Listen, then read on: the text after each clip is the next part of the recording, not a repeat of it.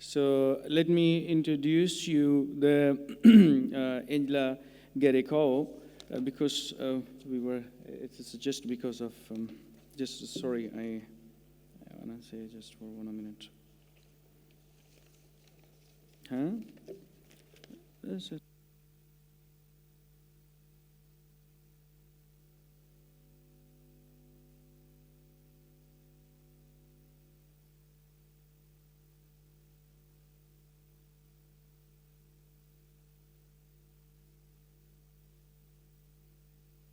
Ms. Gerekau, can we have you after the Iruka? 5 minutes intervention we want to give to Iruka Joy.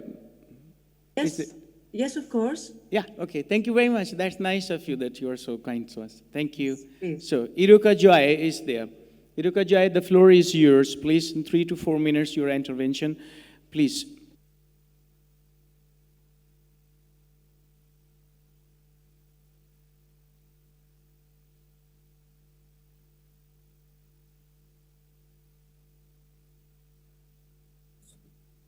Hello, Mom.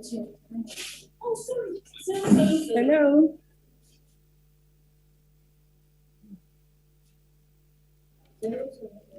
Welcome, Professor.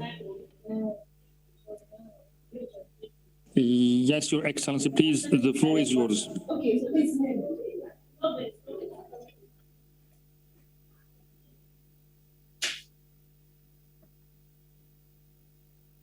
Hello. Sir. Yes, Dr. Eruka, we can hear you. Please go ahead, please. Oh, thank you very much. I'm so delighted. Let me first apologize for stepping out. I'm organizing an event here for the same program, the International Day for Women and Girls in Science. I'm doing something here in Nigeria and Africa at large. I want to say that I'm so delighted to be here, and it's a very great honor to be among the, these great women and men. Thank you very much for having me. I would want to start by saying a story or telling a story. Ever since I was a kid, I always had fascination for gadgets, games, technology, and I love drawing a lot. I draw, and when I draw, you think it's a guy that drew it. So it made me to know that I have a talent and I'm skilled with crafts. And then I started asking my elderly ones, how to achieve these great talents. I started by working, my first and writing my first and the last JAM, the Joint Administrative and Matriculation Board examination. The examination we write here in Nigeria to enter into the higher institution, which I did, and I passed, but there was no money to continue in the university. So the course I opted for was architecture. So I could not continue, and somehow I picked a course in Polytechnic, which is electrical and electronics engineering. I did my OND, my HND, and then PGD, master's, and presently I'm doing my PhD in the same course in engineering. So what motivated me to go into this women and girls education STEM is because I was just looking at myself that very soon we'll start retiring in things like this. Who will take up from me? Who will be there to take up what we have been doing? Because personally, I don't have a role model in Nigeria. Everybody, is, do I say they are shy or they don't have what it takes to, come out to tell people, I want to mentor you, I want to be a role model to you. We don't have it here in Nigeria. We don't have it. Africa doesn't have it that much because there are some factors that, restrain people from such.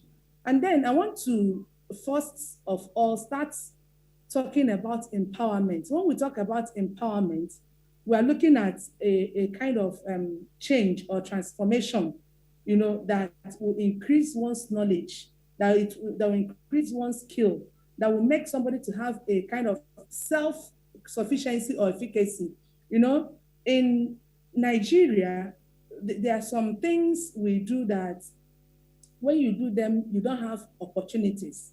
And we must improve opportunities for everyone, by dismantling the barriers to women and girls' participation in economic activities, in social activities, and also political life. We need to change our mindsets. Why I'm saying this is that in Nigeria, especially in the north, because I am in the north as I speak now, I live in Abuja. So what happens is that this issue of my religion doesn't allow a girl child to study science or study engineering has really affected us so much. Like I was organizing an event outside here, we're still on it. A lady came and said that she had wanted to study engineering, but the parents stopped her. Why? Because they said that they wouldn't want her to study electrical electronics, where she'll be climbing poles, where she'll be following men and all those. Is that really a problem? Could that be a reason why someone should not study what she wanted to study? My answer is no, because nobody was there to guide her. And today she has, shifted from science. She has shifted from engineering just because the parents could not allow her. And again, we have these stereotypes, the way it has been, it's how it should continue. We should fight against it. We should, as individuals, as women, fight against it because it has really biased our ladies and has given us a limit. Some people cannot, get to where they're supposed to get to because they have been, stopped. They have biased mind that girls cannot study science. When you study science and maybe chemicals pour or does anything to you, you will not get married. Some people say that when you study sciences, you will not get married on time. I personally tell them that I studied engineering, I'm married, I have my kids, I live with my husband, and all those things are words that, could make somebody believe in you, because some people don't have stories to tell. Is it that you're not married, you're a scientist or an engineer, or you don't have kids to take care of, and people will always point at it that this person, she has studied this and she does not have this, she does not have a family. So when we come out, we tell them no. As engineers, as scientists, you can balance it as a woman. You can balance your profession with your family life of affairs. And let me tell us another thing is that women are not empowered in Nigeria and Africa at large.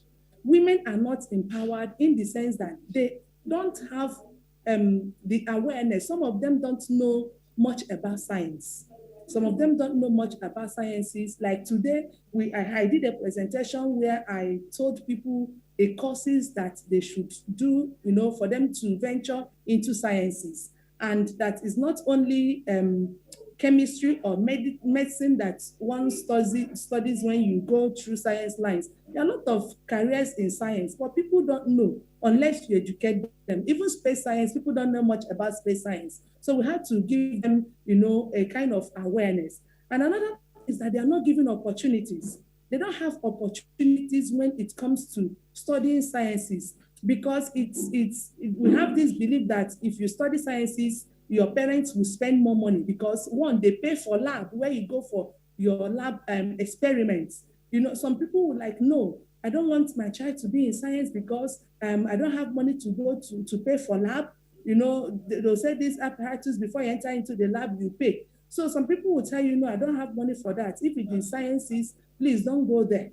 So the opportunity is not there. The government agencies or government top officers should, make some things free for females, if not for everybody, for females, for girls. Let them participate in sciences. Let them have some things for free. Like the activities that we did here this afternoon, we gave everything that we use for free. I will send the video to Dr. Cherif after this event so that he will take a look at what the students were able to do today. We did it free, and I single-handedly sponsored it because I didn't get any grant from anywhere. I tried, but I could not. So another thing is that we need role models. I tell people that role model is not the same thing as mentorship or mentors. Role models are people that have gone through the path that we are talking about. Role models are people that have gone through the path you want to tread on. Some people will just get up as mentors, but they don't know what is happening, where the person is coming from. Let me take, for instance, like myself, I studied engineering in Nigeria.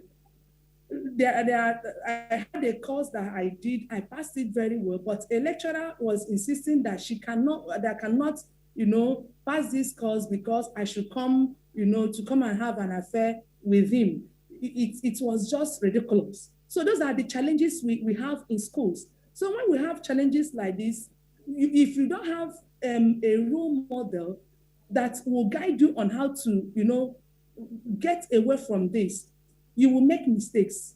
Then mentors are the people that when they see you that you want to trade in this particular path, they will help you to achieve it. There are two different things I tell people. They are different things, mentorship and role model. And then we don't have role model again because of funding. Some people want to, be mentors to people, but when it comes to funding or financing some activities or programs like this, they will back up. Why I'm able to fund or do this International Day for Women and Girls today, I provided nose masks, I provided the awards that we gave to children, I provided the souvenirs and even the food, snacks that we gave to them. It's because I'm working. And I have passion that this is the children that I want to take over tomorrow. You understand? So when it comes to funding, if the funding is not there, some people will back up. So to back out rather. So these are the challenges that we have. Another thing I think that is a challenge is that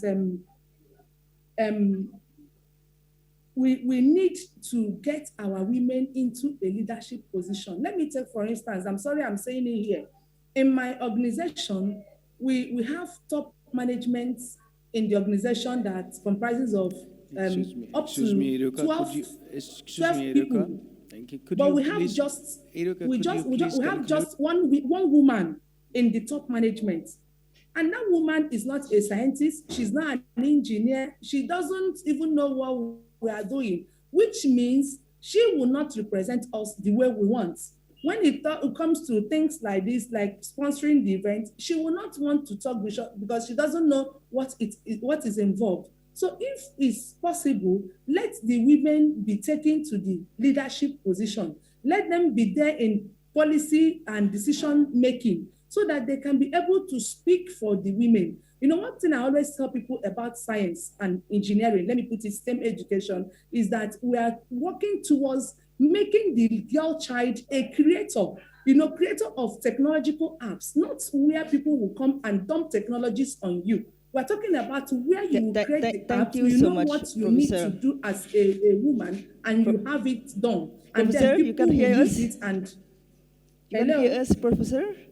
Your professional and personal background is very rich and strong, and your advocacy very outstanding. And we'll just have as key speakers who are waiting, and please we can have other space to better discuss your experience and also share and learn from you.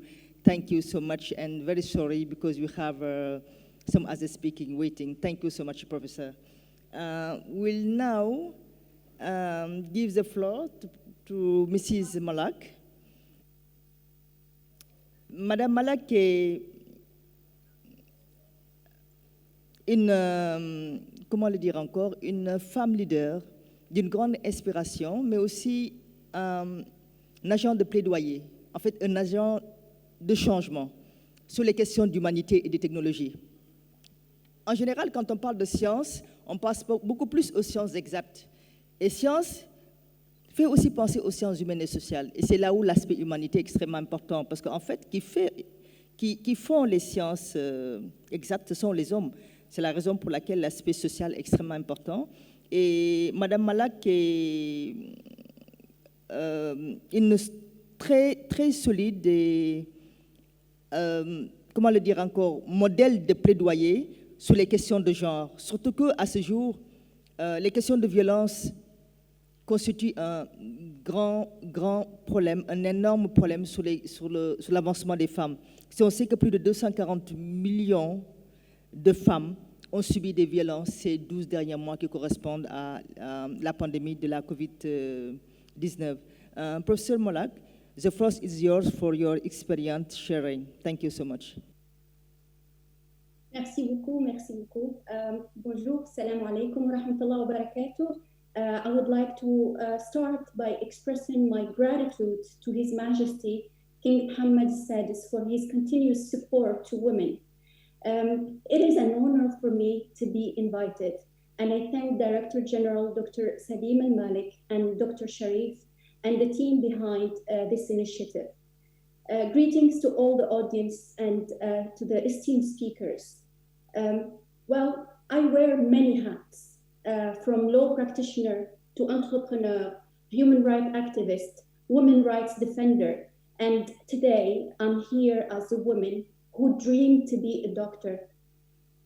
Well, I left my home country, Tunisia, long time ago. I went to the land of opportunities to pursue the American dream. I went to the United States in order to study at a medical school there.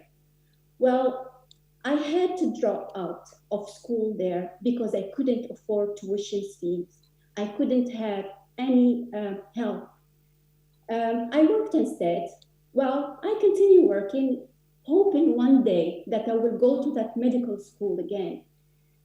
Life doesn't go as we want, but what we know about is persistence and perseverance. Well, I left the United States to come to UAE, traveled around the world at a young age from one country to another. Today, I am alumni of Paris-Sorbonne University, Paris Descartes, with 2 masters, and I am making my PhD in international space law in KU Leuven in Belgium. Well, life stories and storytelling very, very important for us. Well, it gives us the push to continue further and to help others. And also it gives that spirit of I want to do it to the others that they've been in my position and they were in my shoes before. With also many professional continuous education, I continue to try to learn more from law to business management to artificial intelligence, MIT continuous studies, quantum physics, doing it in let's say the quantum physics, I try to understand and do it with people I know and professors I know and continue to understand. So I ended up in total different field from what I wished and dreamed to do. I was determined to belong, though, to STEM education or STEM subjects. Well, as I said, personal stories. Yes, we are here to empower, to help, and to say our stories while we are defending human rights. Well, in addition to advocating for women in STEM, I found it very close to my heart to assist other women to access STEM-related fields. And of course, the space ecosystem where I ended up from the law field, I am also in the business consultancy and related field to the space ecosystem. All this is to with the purpose to help others and help humanity to achieve sustainable development concept, to achieve sustainability on Earth and space. Well, within the interconnected spheres that I am active in, I found that gender equality is a key achievement to be done. Well, gender equality is deeply rooted within the foundations of international legal system, as it is one of the basis of human rights and also sustainable development concept. Combating gender inequality is serving a higher value for me. It's toward eradicating inequality, inequity, and racism. And not only for women now. We are paving the way to women or to our girls, a girl that I never had. I have a boy, but I am helping and paving the way for everyone else in the future, because intra and intergenerational equity is very, very important. Moreover, gender equality is not only a fundamental right, but also one of the essential elements toward achieving socio-economic development of a given nation and the overall global society, where peace, prosperity, and collective advancement are attained. Well, despite the achieved progress, and this is what I see always with my advocacy, and actually I receive also some hostility from certain type of societies that they are not ready to accept, and my dear Eroka, she already touched base on that, to accept that women take the leadership and women has equal right, because there is a problem with unconscious biases, and there are problems also with, let's say, an issue with the culture within that area. And this is what I try also to shed lights, talking about, to shed lights on these issues, so other women from around the world that they were in cultures that they are different than the culture where I come from, or Eroka culture, in order to understand and help others, because actually we are born sometimes without being equal, because we are born in certain culture or certain social circle. So the issue is, well, despite achieving the progress that we are seeing today in reducing child marriage, and I advocate so much for to eradicate that, increasing women access to leadership and lawmaking and political position, the inequality rift is widening due to the pandemic. The problem is with this pandemic, the situation with job layouts, domestic violence against women, rape cases against women, and I talked even with lawyers in the European Union, and they tell me that the rape cases jumped from before. Well, here I would say that there was a bright side of the situation that we are seeing today. There's a light in the horizon. The world came to term that science is a key. But the question to ask is, how science advancement be achieved without females?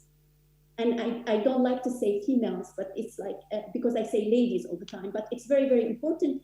So to say without females' full potential, well, we still have a problem to access certain jobs.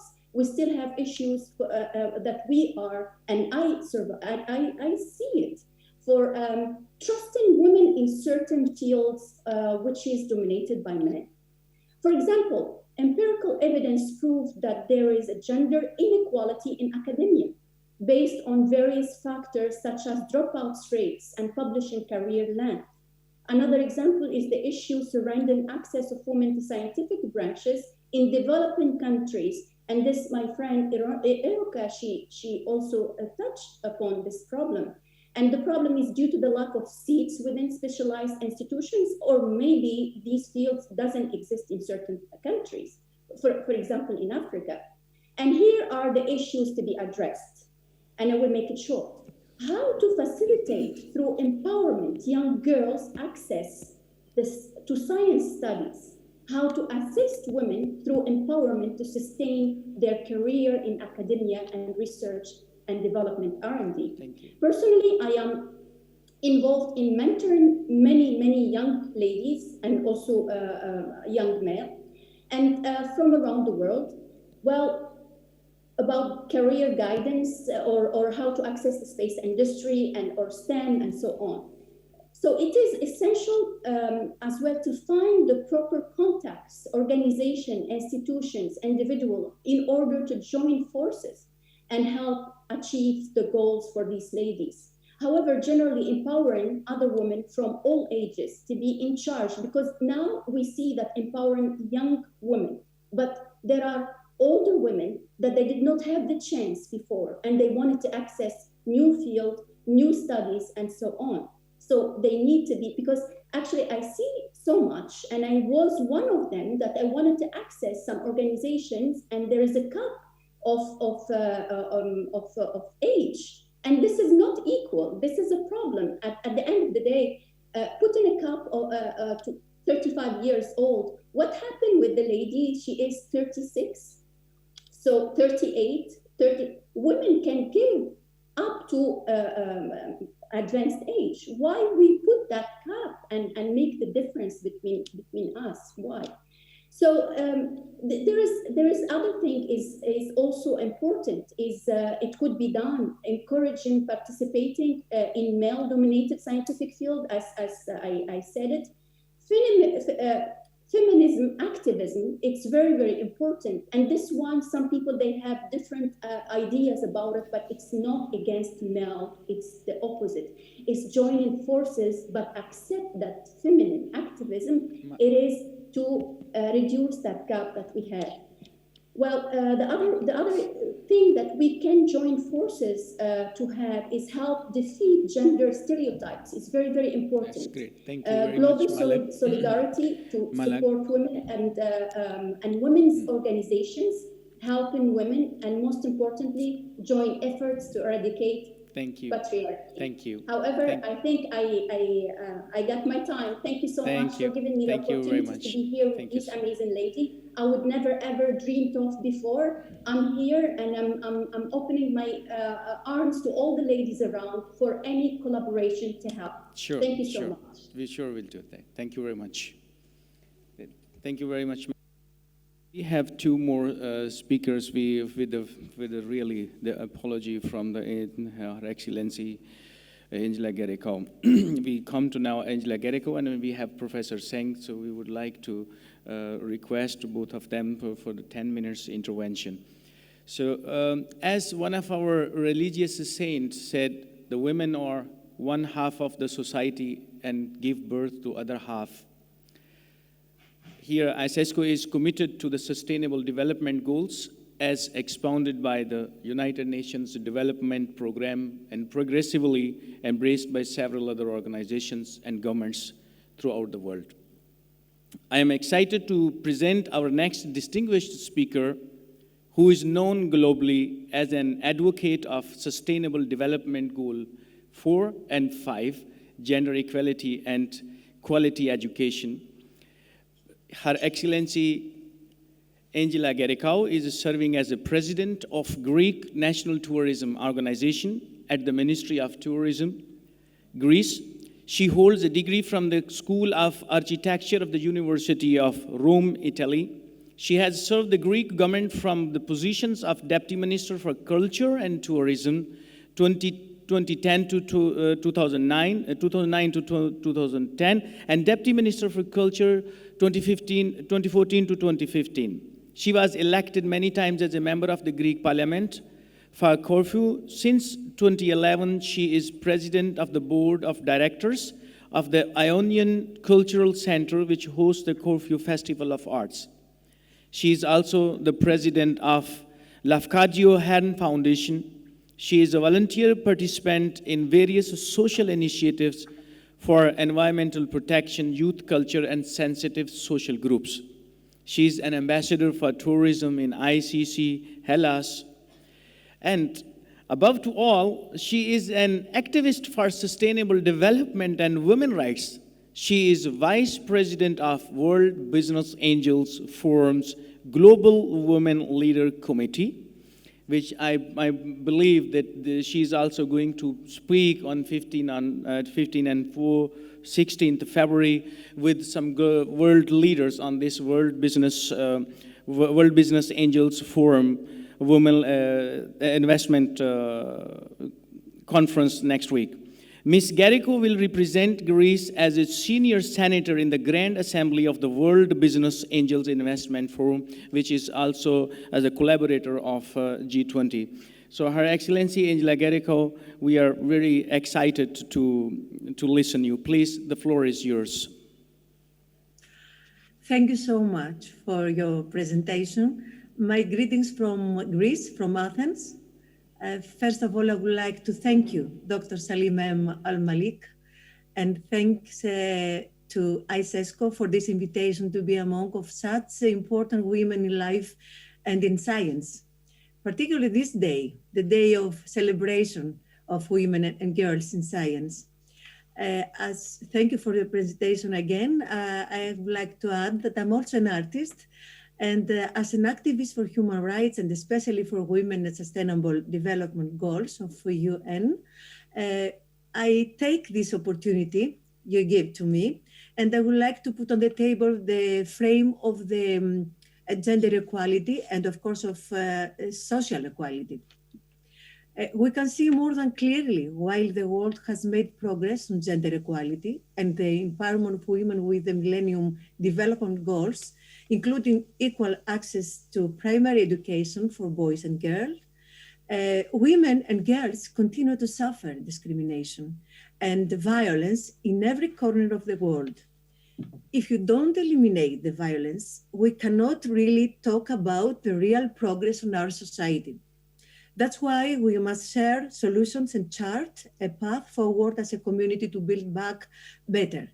We must create a practical guide to build more equitable societies, offering concrete actions aligned with the Sustainable Development Goals. Equality cannot be postponed. The impacts from COVID-19 are falling most heavily on women, as we know. To acknowledge this without changing outdated structures and stereotypes, it is not an option. We must all write a new social narrative where women are agents of change. And the change starts from equal education. Gender equality in education is not only a fundamental human right, but also a necessary foundation for a peaceful, sustainable, and prosperous world.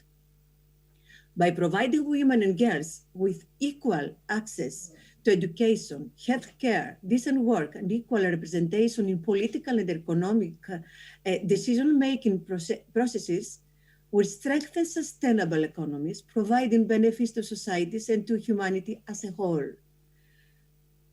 Of course, we need strong men to support and to believe in this power of the strong women. Equality between men and women is an integral part of human rights and a fundamental criterion for democracy. Furthermore, we need to be efficient, effective, innovative, secure, fast, agile, and high quality. We need women's full and effective participation and decision-making in public life, as well as the elimination of violence for achieving gender equality and the empowerment of all women and girls. We're passing through a COVID era, a dramatic COVID era, and we have to think especially in the post-COVID era. As Winston Churchill allegedly advised, never waste a good crisis. Even as we deal with the dramatic pandemic's impacts on health, society, and the economy, we understand that it could offer an unprecedented opportunity to challenge and overcome these biased norms, structures, and legislation still shaping reception of women.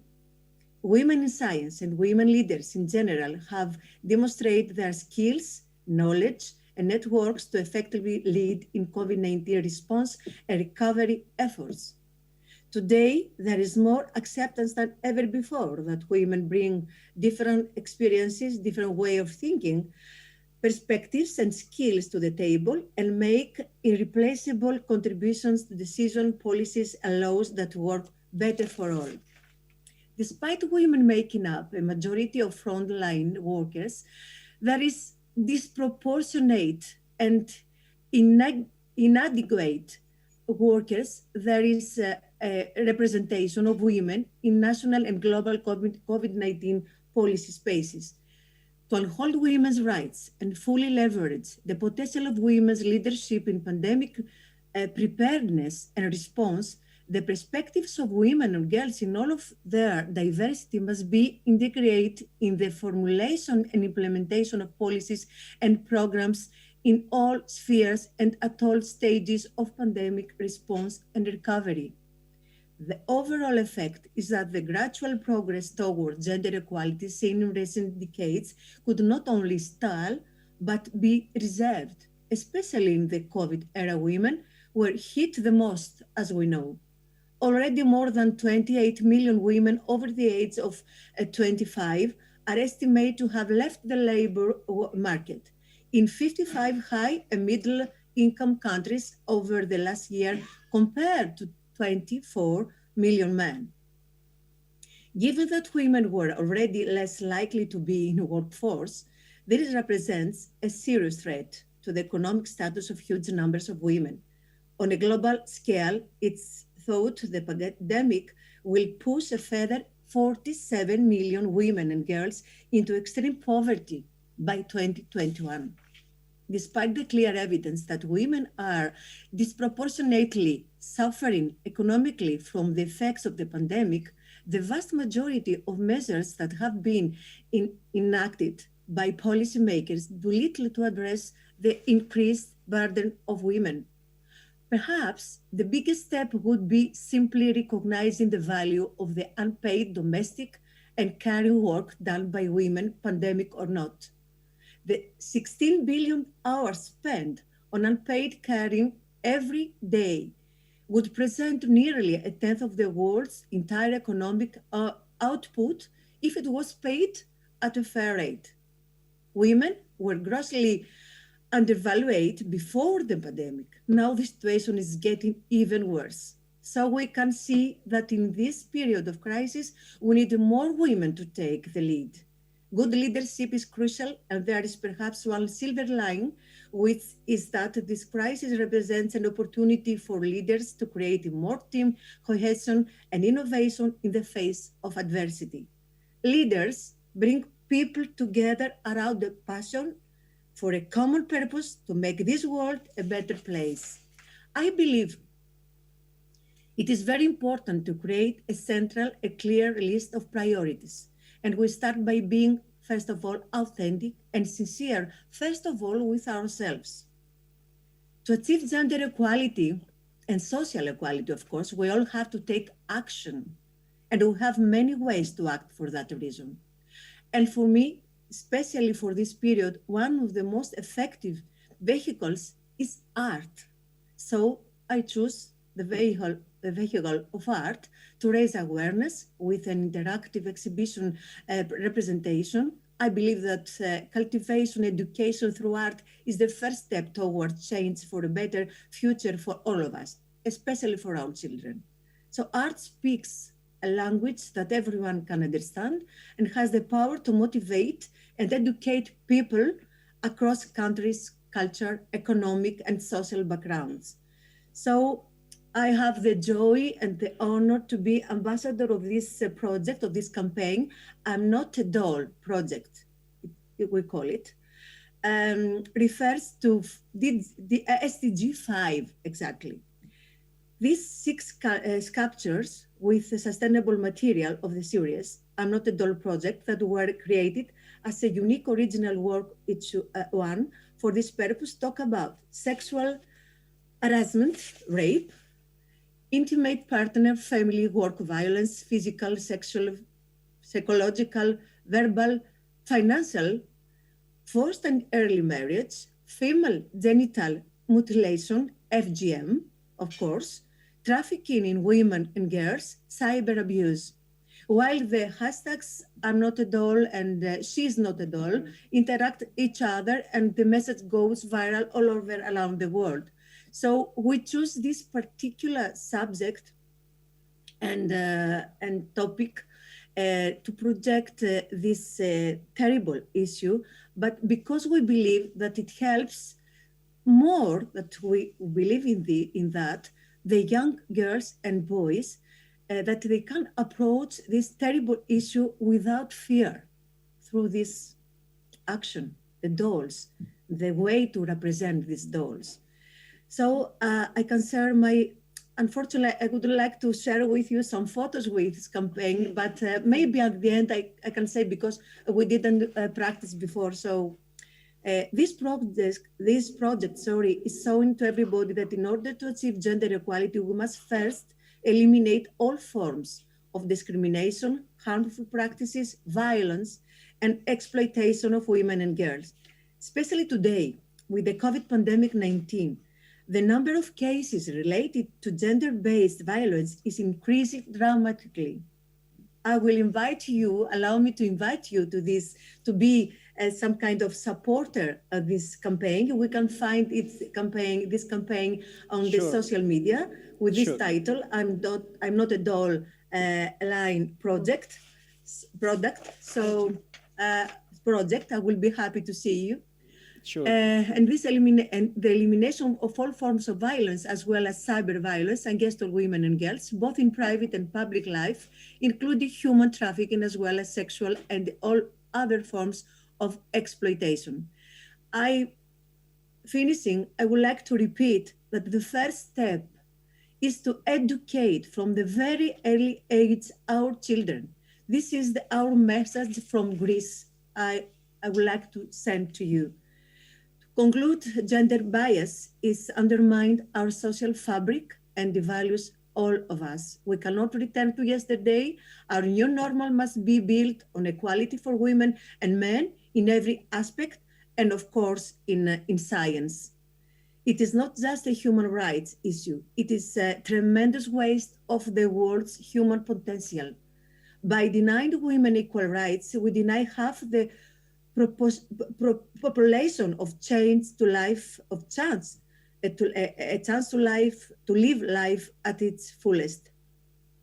Political, economic, and social equality for women will benefit all the world's citizens. Now is the time altogether to turn this crisis into an opportunity and make the world a better place. I wish you the best to all of you. Thanks again to be part of this team, exceptional team, and happy day of celebration of women and girls. And yes, we need more women in science. Thank you so much. Sure. Can I try maybe share my screen? Just a second. Excellency, didn't get your point. Can I try to share my screen for a second, maybe? Yes, sure, you can, yes. Allow me just to give She wants to for my share effort. the screen for this. No, I don't want to waste your time. Sorry, doesn't matter. No, Excellency, thank you very much for Thank you so much. For your kind intervention, and I would like to invite you to in the March also. In the next month, we have also the International Day of Women, and as we know that you speak very good and on different forms of the world, and for sure we will support you also with your campaign. Whatever it is against the violation of the women or the girls anywhere. So we will be waiting to listen you also in one of our next events, or in many of our next events, in personally, physically here, or virtually, whatever the way it would be possible. Thank you very much for being with us. It's an honor for me. You're welcome. Thank you. A number of Nobel Prizes have been conferred to women on their scientific accomplishments, and 11th February has been recognized as the International Day of Women and Girls in Science. Nevertheless, the gender gap in science, technology, engineering, and mathematics, that is STEM, fields remain a persistent issue, especially in underprivileged regions. Our next speaker is Dr. Zeng, who is also an advocate of STEM education. She is currently Distinguished Professor of Chemistry at the Department of Chemistry at Oakland University in Rochester, Michigan. She received her PhD in electrochemistry and surface chemistry from State University of New York. in 1997. Her research focuses on analytical surface and electrochemistry at solid electrode interfaces and development of analytical technique. Dr. Zeng is author of hundreds of publications with a high number of citations, and she is a well-known scientist. I would like to give the floor to her to listen about the STEM and how the women and girls, they can pursue their career in STEM fields. Please, Professor Zeng, floor is yours. I really like to thank the organizer for this great opportunity to share my, insights for women and their roles in STEM education. I'd like to thank all the excellent women who talked to me. I learned so much from them. I have some message I'd like to share with people, so I will use the slides to share the screen. I hope you can see my screen. So yeah. Yes, I want to.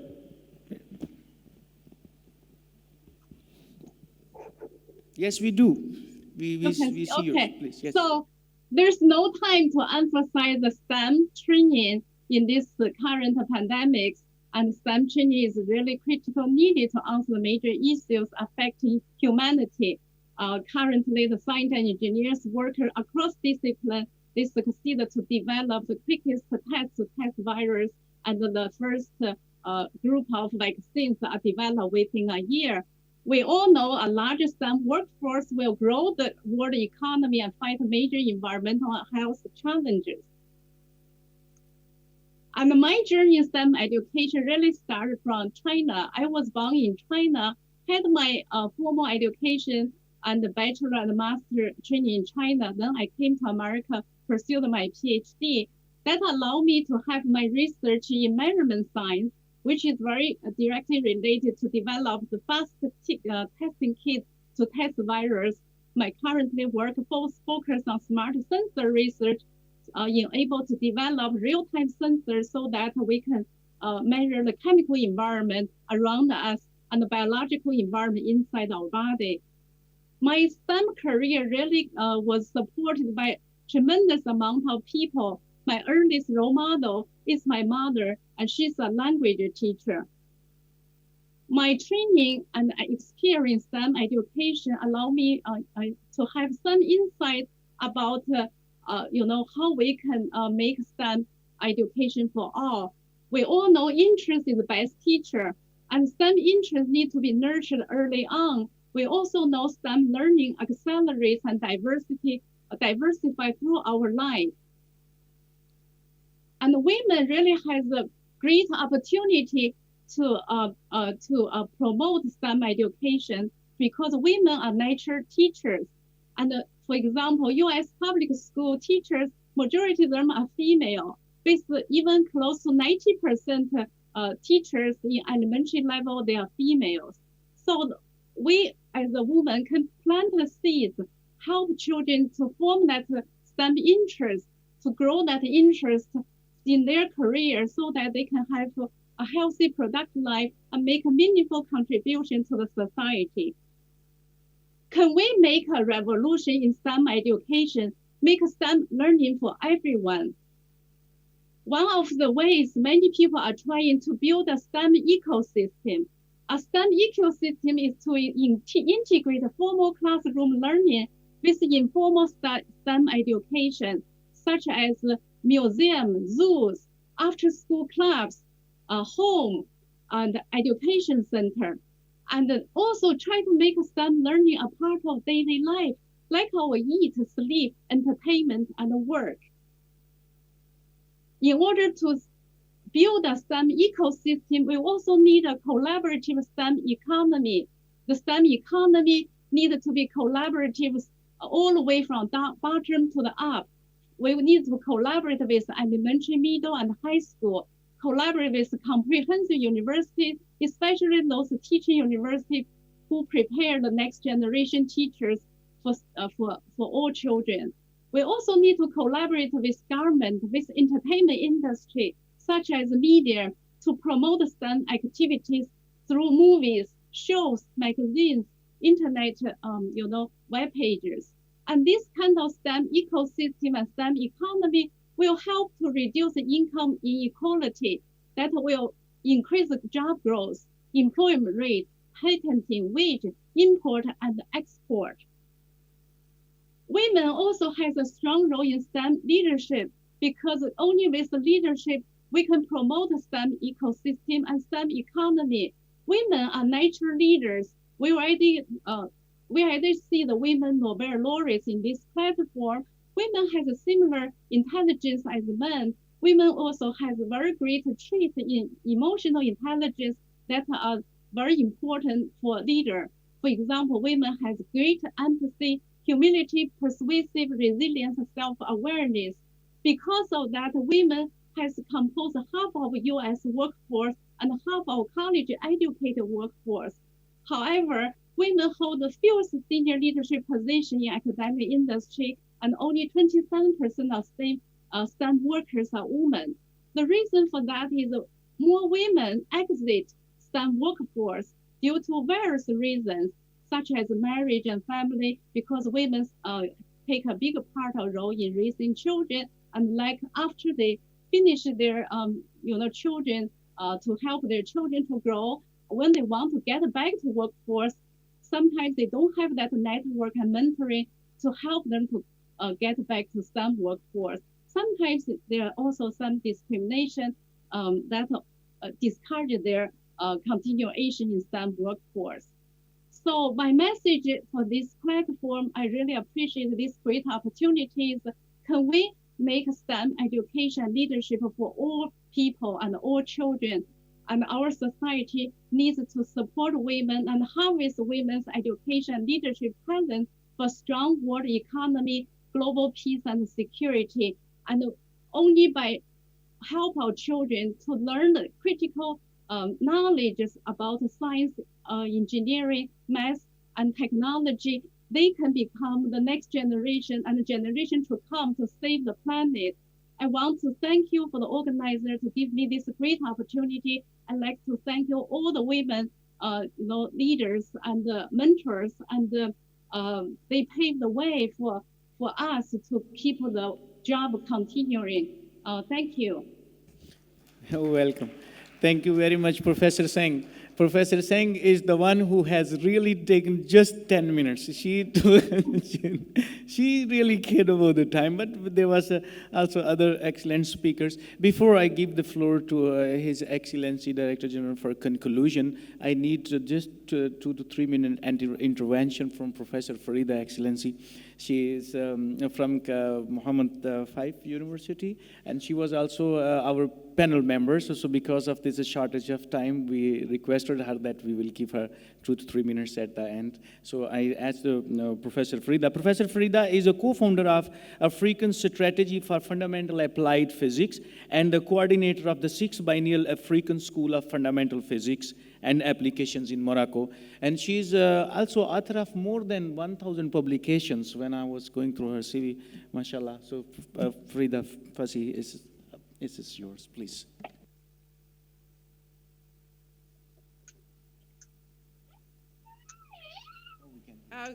Okay. Assalamu alaikum. So good morning, as I said. So it is a great pleasure for me and honor to be here and share with you this extraordinary day. I would like to thank the ICESCO for this great opportunity to share and to provide my opinion in this particular day. So we have heard the really exciting ideas, initiative, and opinion, and I would like, I will not repeat it myself in many ideas that have already said by our excellent speaker. So I would like to transfer for me, what is meaning celebrating the International Day of Women and Girls in Science. I guess this is a day in which we have to review all what we have already done, and especially to evaluate it. There were actually the action that we have decided on it, and if these actions are taken in place, by notifying the policymaker, the people can decide it, and make sure that really what we have decided and the action that we believe can improve the gender balance in science can be improved. So this is the first feedback that I would like to transfer in this absolutely fantastic day.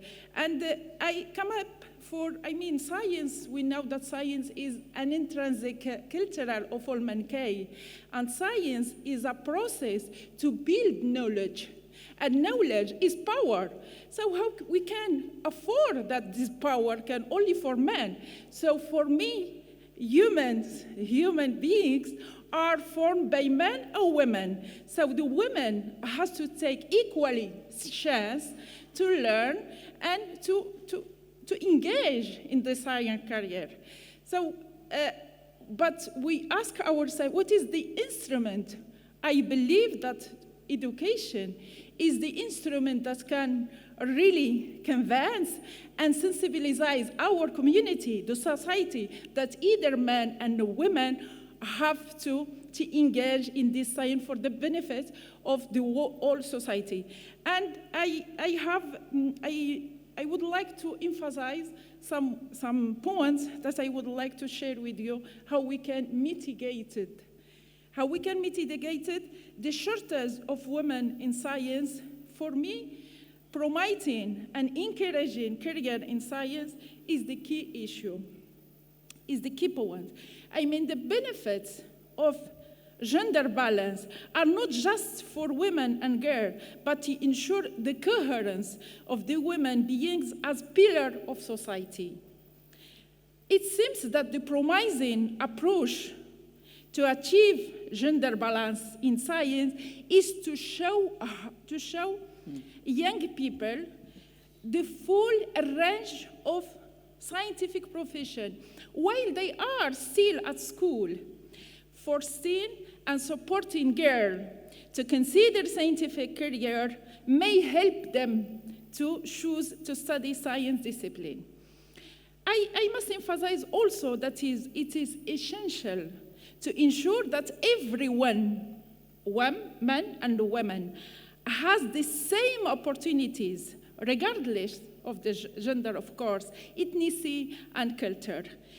This is the true meaning of equality, and having an open and welcoming environment is critical to support diversity. Thank you very much. Thank you very much, Frida. Professor Frida. Yes, please. Just one last word. I guess, and I strongly believe, that role models to help to motivate, and it is worth to enhance it, particularly in Islamic world, in Arabic world, and in Africa. Thank you.